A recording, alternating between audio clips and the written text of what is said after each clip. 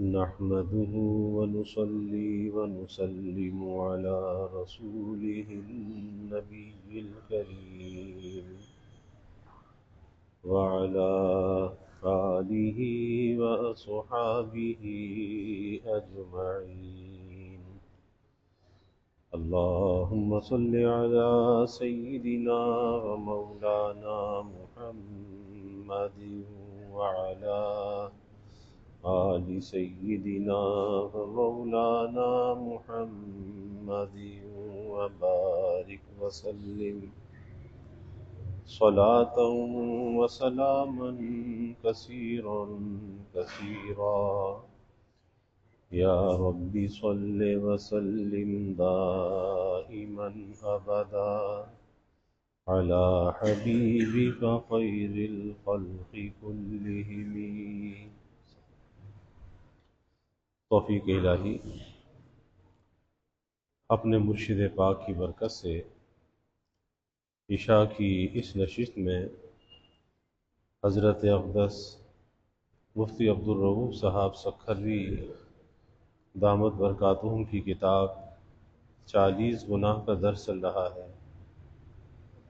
حسد کے گناہ کا علاج کا عرض کیا جا رہا تھا، جس کا پہلا طریقہ یہ بیان کیا گیا کہ حسد کرنے والا سب سے پہلے یہ سوچے کہ حسد سے میرا کیا فائدہ، اور جس سے میں حسد کر رہا ہوں اس کا کیا نقصان.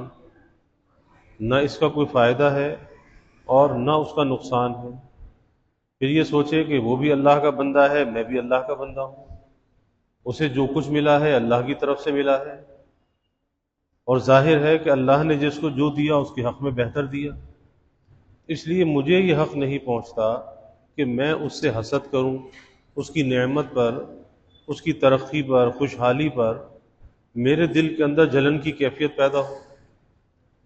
اور پھر وہ جلن کی کیفیت ایسی ہوتی ہے کہ جہاں پر ایک تو گناہ اس کے نامہ اعمال میں لکھا جا رہا ہے، وہیں پر باطنی طور پر، قلبی طور پر سوچ سوچ کر یہ اپنے غم کو اور بڑھاتا ہے، اور ہر وقت ایک حسد کی آگ کے اندر جلتا رہتا ہے. اور اس کا نتیجہ یہ ہوتا ہے کہ اللہ تعالیٰ اس محسود کو اور ترقی دے دیتے ہیں. جس سے حسد کر رہا ہے اور ترقی مل جاتی ہے، اور عزت مل جاتی ہے، اور مال مل جاتا ہے. یہ اور زیادہ جلنے لگتا ہے کہ میں تو چاہتا ہوں کہ اس کی نعمت کا زوال ہو جائے، اس کی عزت خاک میں مل جائے، اس کو تو اور عزت مل گئی، اور شہرت مل گئی، اور مال مل گیا. تو یہ حسد کی آگ میں جلتا ہے، اور یہاں تک کہ اپنے کو جسمانی بیماریوں کے اندر مبتلا کر لیتا ہے. پھر اس کا جو مال ہے اس کی بیماریوں پر خرچ ہونے لگتا ہے، تو مال بھی اس کے ہاتھ سے چلا جاتا ہے. تو اس لیے حسد کے بے شمار نقصانات ہیں، جس میں دنیا کا نقصان بھی ہے، جس میں آخرت کا نقصان بھی ہے، جس میں انسان کی جان کا نقصان بھی ہے، اور اس کے مال کا نقصان بھی ہے. اس لیے اس مرض سے اپنے آپ کو بچانا چاہیے. آگے حسد کا دوسرا، اس سے نجات کا دوسرا طریقہ بیان کیا کہ اگر پہلے طریقے پر عمل کرنے سے حسد ختم نہ ہو تو پھر اس کی ضد سے علاج کریں. یعنی ایک علاج ہوتا ہے، اطباء کے ہاں بھی یہ بات ہے، ایک علاج بالمثل ہوتا ہے اور ایک علاج بالضد ہوتا ہے. بالمثل علاج تو یہ ہوتا ہے کہ ٹھنڈی چیز سے ٹھنڈی چیز کا علاج کرنا، گرم چیز سے گرم مرض کا علاج کرنا.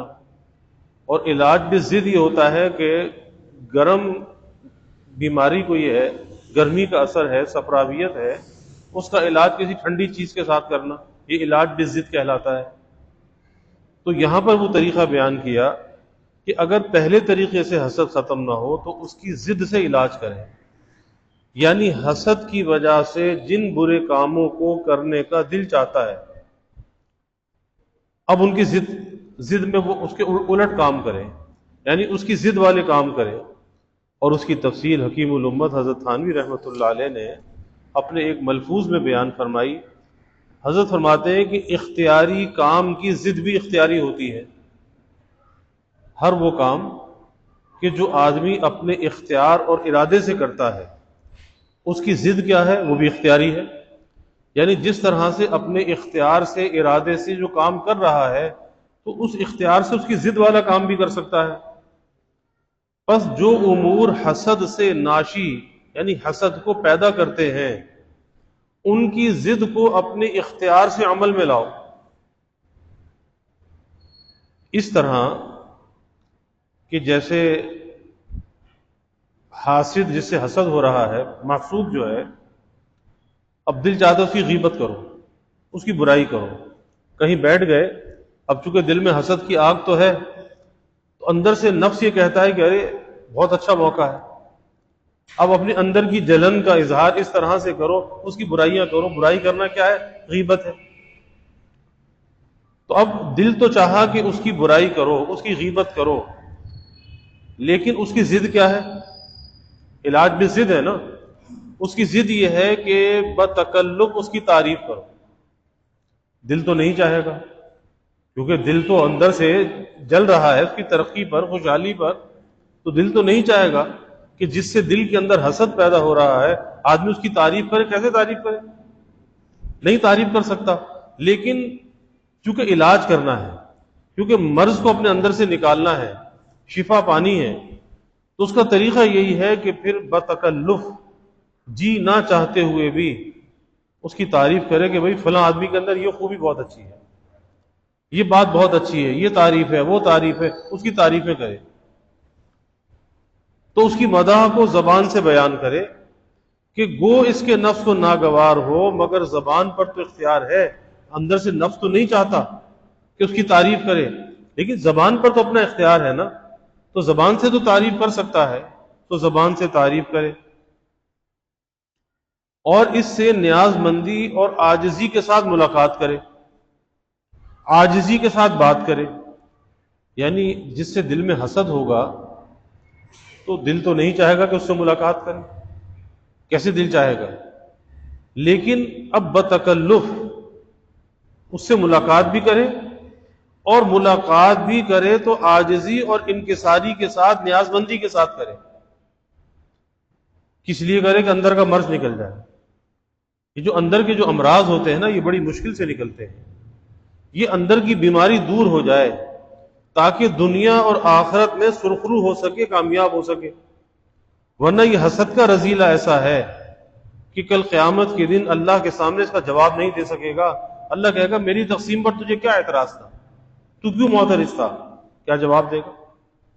تو اس لیے دنیا میں اس کا علاج کر لینا چاہیے کہ نفس تو کہتا ہے کہ بھائی اس کی شکل بھی مت دیکھو، بات کرنا تو دور کی بات ہے، ملاقات کرنا تو دور کی بات ہے، لیکن بتکلف، نیاز مندی کے ساتھ، عاجزی کے ساتھ اس سے ملاقات کرے، اور بات کرنے میں بھی عاجزی اختیار کرے، عاجزی کے ساتھ، انکساری کے ساتھ،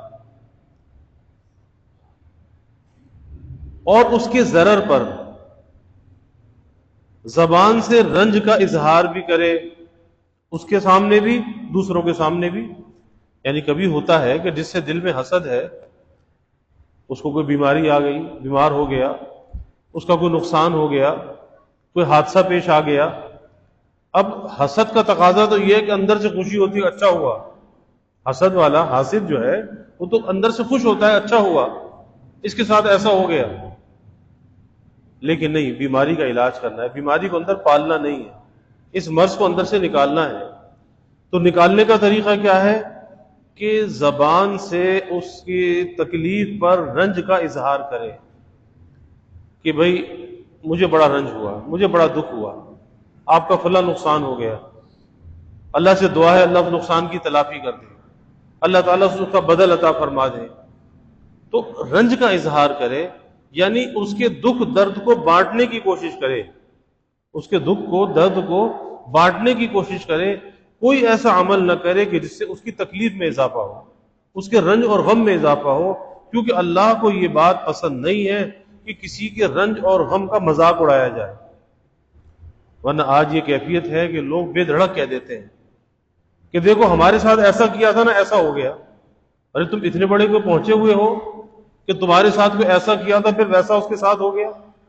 ڈرنا چاہیے، ایسا نہ ہو کہ اللہ اس کو نجات دے دے اور اس کو کہنے والے کو مبتلا کر دے اسی ڈرنے کا مقام ہے، کبھی ایسے بے ادبی کے جملے اور اس طرح سے بے باکی کی گفتگو زبان سے نہیں نکالنی چاہیے۔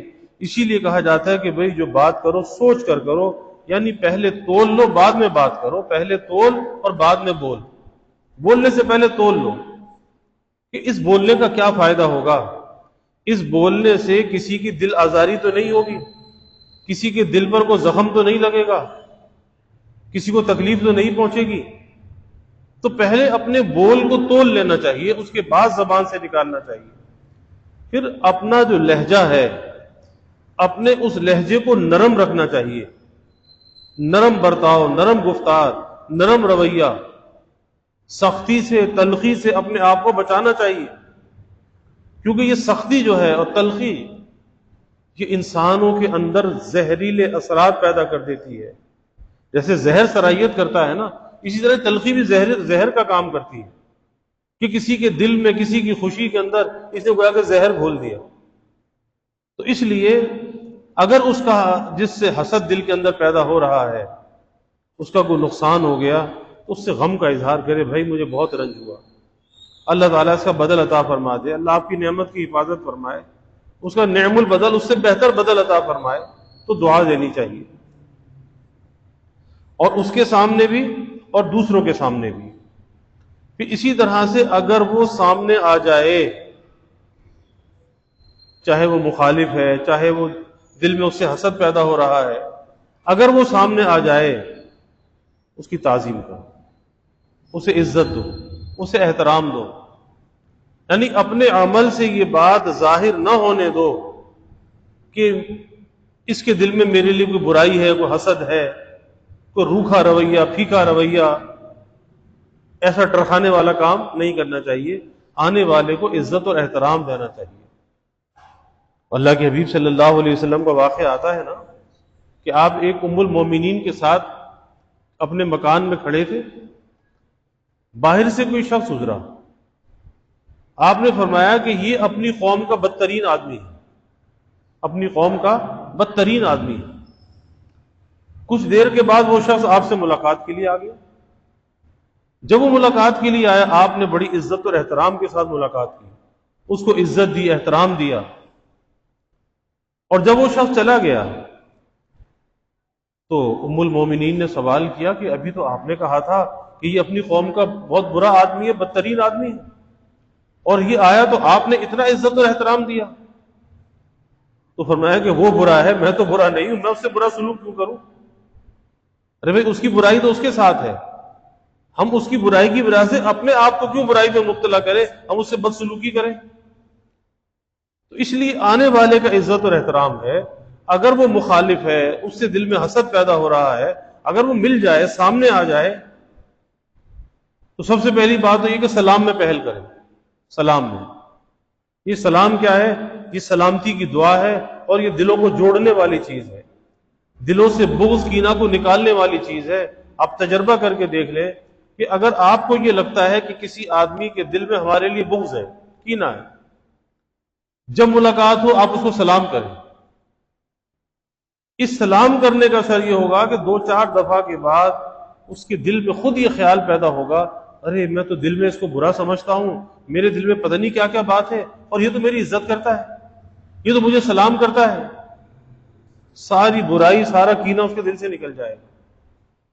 اسی طرح گھروں کے ماحول کے اندر بھی کبھی گھر میں میاں بیوی کے درمیان کوئی کھٹپٹ ہو جاتی ہے، کوئی ایسی ناگواری کی بات پیش آ جاتی ہے، لیکن اس سلسلے کو، ناگواری کو طول نہیں دینا چاہیے، بلکہ آسان سا حل یہ ہے کہ اگلے مرحلے میں جس کا جو سامنے آ جائے اس سلام کرنے میں پہل کر لینی چاہیے، سلام کریں۔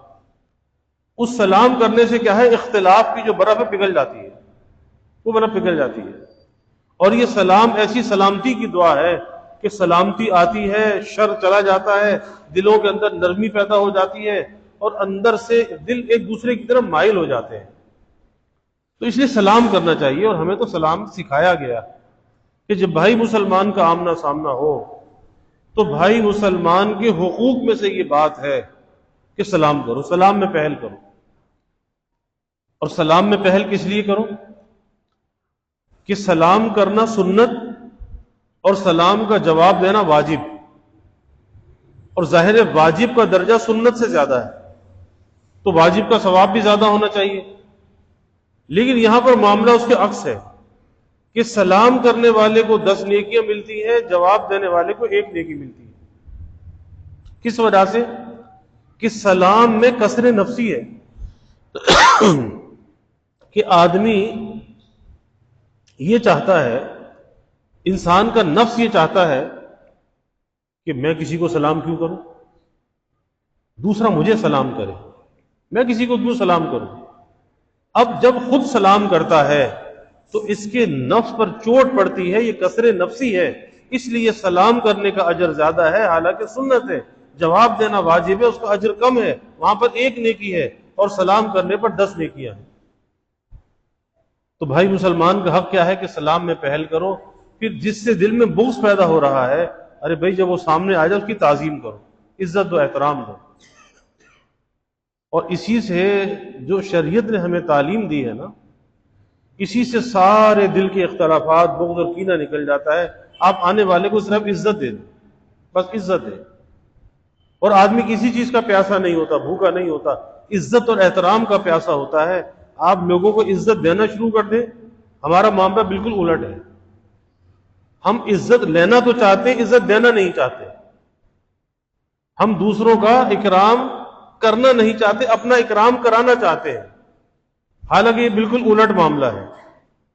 اصل طریقہ یہ ہے کہ آپ لوگوں کی عزت اور احترام پہلے کیجیے، پہلے دوسروں کو آپ دیجیے، پھر اللہ آپ کو بھی دلوا دے گا۔ اور یہ تو بڑی مشہور سی بات ہے کہ جو جس چیز کا انسان طالب ہو، عزت کا، احترام کا، وہ دوسروں کو دینا شروع کر دے، اللہ اس کو دلوانا شروع کر دے گا۔ لیکن شرط یہ کہ پہلے دینے والا بنے، لینے والا نہ بنے۔ اب چاہتا ہے کہ جی بیوی اس کے ساتھ محبت کرے تو بھی تو بیوی سے محبت کر، نہیں، خالی بیوی کی محبت لینا چاہتا، محبت دینا نہیں چاہتا، تو محبت دینے کے معاملے میں بخیل ہے، تو بخیل سے تو اللہ ویسے ہی ناراض ہے۔ تو پہلے دینے والے بنو، اس کے بعد لینے والے بنو، اور جب آپ کسی کو دو، اس نیت سے نہیں کہ اس کا بدلہ ملے، اس نیت سے نہیں، ہاں اللہ بدلہ ضرور دلوائے گا، اس لیے بانٹنے والا بننا چاہیے۔ اللہ خود بخود تمہاری جھولی کے اندر وہ سب چیزیں ڈال دے گا، کسی چیز سے تمہیں خالی نہیں رکھے گا۔ تو اس کی تعظیم کرو، اور پھر اس سے بڑھ کر بات یہ ہے کہ کبھی کبھی اس کو ہدیہ دیا کرو، جس سے دل میں حسد ہے، کبھی کبھی ہدیہ دیا کرو۔ بھئی کوئی اچھی چیز گھر میں پکی ہے تو بھیج دو، کہ بھئی آج یہ گھر میں اچھی چیز، فلاں چیز بنی تھی اور ہمارا دل چاہا تو آپ کے لیے بھیج دیا۔ کبھی کو بازار سے چیز خریدی، اس کے لیے بھی خرید لی، بھئی فلانے کو بھیج دو، کیونکہ دل سے مرض کو نکالنا ہے، اس کی جڑ کو اندر سے ختم کرنا ہے۔ تو کبھی کبھی ہدیہ دیا کرو، دل تو نہیں چاہے گا، نفس اندر سے رکاوٹ بنے گا، نفس کہے گا کہ ارے اس کو ہدیہ کس بات کا دینا۔ لیکن وہی بات کہ حسد کے رذیلے کو اپنے دل سے نکالنے کے لیے اس کی مخالفت کرنا چاہیے، یعنی بالضد علاج کرنا چاہیے، کہ جس کام کو ہمارا نفس منع کرے، جس کام میں رکاوٹ ڈالے، اس کی ضد کرنی چاہیے۔ اس کا اثر یہ ہوگا کہ یہ مرض جو ہے اندر سے نکل جائے گا۔ تو کبھی کبھی اس کو ہدیہ دیا کرو، اور ایک مدت تک ایسا کرنے سے، یعنی کوئی 1-2 بار نہیں، کچھ عرصے تک لگاتار یہ پریکٹس، یہ مشق جاری رہنی چاہیے، کچھ عرصے تک۔ یہ نہیں کہ 2 دن کیا اس کے بعد دیکھا کہ کیا ہوا، اندر سے کوئی چیز تو نکلی نہیں، اتنی جلدی جانے والی نہیں ہے، کہ اس مرض کی جو جڑیں ہیں، نہ معلوم کتنے عرصے سے وہ مرض اندر پل رہا ہے، تو آہستہ آہستہ ہی وہ اندر سے نکلے گا۔ اس لیے اپنا عمل درست رکھے۔ ایک مدت کے بعد ایسا کرنے سے مجدد تھانوی رحمۃ اللہ علیہ فرماتے ہیں کہ حسد زائل ہو جائے گا، اندر سے نکل جائے گا، اور کم از کم 20 مرتبہ تو اس عمل کو کیا جائے، یعنی 2-4 دفعہ کے بعد سوچے کہ اندر کی کیا کیفیت ہے، نہیں، کم از کم 20 مرتبہ کرے، اس کے بعد پھر یہ دیکھے کہ اندر سے مرض نکلا یا نہیں نکلا۔ حسد کی وجہ سے جن برائیوں کو دل چاہ رہا ہے، مثلا بدنام کرنا، غیبت کرنا وغیرہ، یہ سب اختیاری ہیں، لہٰذا ان کی ضد والے کام کرنا بھی انسان کے اختیار میں ہے، اور جس کی کچھ مثالیں عرض کی گئیں۔ اللہ ہمیں عمل کی توفیق عطا فرمائے۔ آگے کچھ اور علاج ہیں انشاءاللہ آئندہ کل عرض کریں گے۔ وآخر دعوانا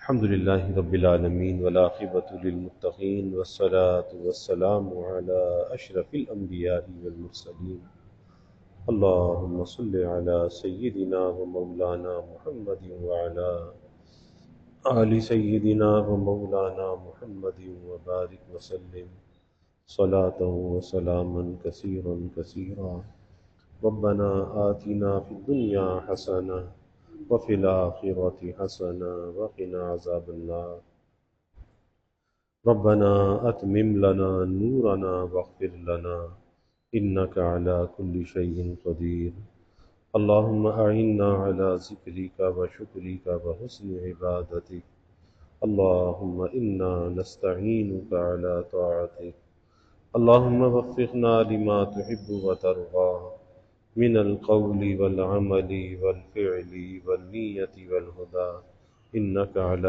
کل شیء قدیر اللہم ارزقنا حبک وحب حبیبک صلی اللہ علیہ وسلم اللہم ارزقنا شہادة فی سبیلک واجعل موتنا ببلد رسولک یا اللہ یا رحمان یا رحیم یا کریم یا ارحم الراحمین یا اکرم الاکرمین۔ یا اللہ ہمارے گناہوں کو معاف فرما، یا اللہ ہماری خطایا سے درگزر فرما، یا اللہ اپنی محبت معرفت عطا فرما، اپنی رضا والی زندگی یا اللہ نصیب فرما، رضا والے کاموں کی یا اللہ توفیق عطا فرما، اپنی مرضیات پہ چلنا آسان فرما، نامرضیات سے ہماری حفاظت فرما۔ یا اللہ ہمیں اچھے اخلاق کا حامل بنا، اچھے کردار کا حامل بنا، اچھی گفتار کا حامل بنا۔ یا اللہ اخلاق نبوی صلی اللہ علیہ وسلم سے ہمارے ظاہر اور باطن کو آراستہ فرما۔ یا اللہ نرم برتاؤ کرنے والا بنا، نرم گفتار کرنے والا بنا۔ یا اللہ ہمارے رویوں میں نرمی عطا فرما، عاجزی، انکساری، نیاز مندی یا اللہ ہمارے اندر پیدا فرما۔ یا اللہ حسد کی لعنت سے ہمارے دلوں کو پاک فرما۔ اے اللہ حسد بغض کینے کو دلوں سے نکال دے۔ یا اللہ دلوں کو اپنی محبت سے آباد فرما دے۔ یا اللہ اپنی یاد سے آباد فرما دے۔ یا اللہ دلوں کی اس قساوت کو، سختی کو یا اللہ دور فرما۔ دلوں میں نرمی، عاجزی، انکساری یا اللہ پیدا فرما۔ عار سے، استکبار سے یا اللہ ہماری حفاظت فرما۔ خلق خدا کا اکرام کرنے والا بنا، محبتوں کو بانٹنے والا بنا، نفرتوں کو مٹانے والا بنا۔ ادائے حقوق اور حفظ حدود کی یا اللہ ہمیں توفیق عطا فرما۔ یا اللہ سب کے دلوں کے نیک ارادوں کو، تمناؤں کو از غیب پورا فرما۔ سب کی حاجات کو پورا فرما، پریشانیوں کو دور فرما، بیماریوں سے یا اللہ حفاظت فرما، زمینی آسمانی آفات سے یا اللہ حفاظت فرما، موذی امراض سے یا اللہ حفاظت فرما۔ یا اللہ سب کے علم میں، عمل میں، رزق میں خوب خیر و برکت فرما۔ ابواب رزق یا اللہ کشادہ فرما۔ یا اللہ رزق آسان عطا فرما، حلال عطا فرما، برکت والا عطا فرما۔ مخلوق کی محتاجی سے یا اللہ حفاظت فرما، کبھی مخلوق کا محتاج نہ بنا، ہمیشہ اپنے در کا سائل اور بھکاری بنا، اپنے در کا منگتا اور سوالی بنا۔ اپنے غیر سے یا اللہ ہماری امیدوں کو قطع فرما، اپنی ذات عالی کا یقین ہمارے دلوں میں پیدا فرما۔ یا اللہ ہر امید کو تیری ذات سے وابستہ کرنے والا بنا۔ یا اللہ ایمان کی ترقی، اعضاء کی سلامتی عطا فرما، ہر محتاجی سے، معذوری سے یا اللہ ہماری حفاظت فرما۔ یا اللہ ہمارے ملک پر اپنی رحمتوں کا نزول فرما، اس ملک کو امن کا، سلامتی کا گہوارہ بنا۔ یا اللہ ہر قسمی دہشت گردیوں سے، فرقہ واریت سے، مذہبی منافرت سے یا اللہ اس ملک کی حفاظت فرما، اس ملک میں رہنے والوں کی یا اللہ حفاظت فرما۔ یا اللہ سب کے جان و مال کی حفاظت فرما، عزت آبرو کی حفاظت فرما، گھر بار کی حفاظت فرما، آل اولاد کی یا اللہ حفاظت فرما۔ یا اللہ ہر قسمی شرور سے حفاظت فرما، ہر جانب سے حفاظت فرما۔ یا اللہ اپنی رحمتوں کا، برکتوں کا، راحتوں کا نزول فرما، زحمتوں کو دور فرما۔ یا اللہ ہمیں عافیت دارین عطا فرما، عافیت دائمہ عطا فرما۔ ربنا تقبل منا انك انت السميع العليم وتب علينا انك انت التواب الرحيم وجزى الله عنا محمدا صلی اللہ علیہ وسلم ما هو اہلہ وصلی اللہ تعالی وسلم علی النبی الکریم آمین۔